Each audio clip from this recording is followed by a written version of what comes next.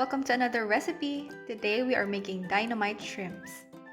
It is an appetizer and a favorite of many at the restaurants. Let's begin by making the sauce.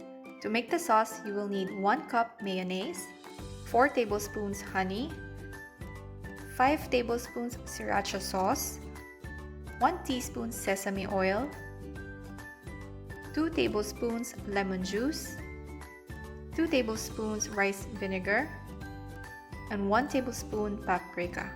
Mix it well until it gets a really smooth texture and set it aside. Now let's prepare the batter for the shrimp. In a bowl, combine 1½ cup flour and 1½ cup cornstarch. Mix them well, and in another bowl, beat 1 egg. Now let's prepare the shrimps. First, dip the shrimps to the egg and then into the flour and set them in a plate. Now it's time to cook the shrimps. First, heat oil for frying and place the shrimps one by one.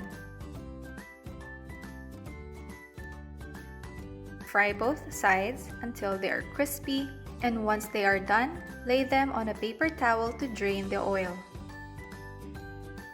Now that our shrimp is ready, you can serve it by mixing in the sauce or sauce on the side. Enjoy!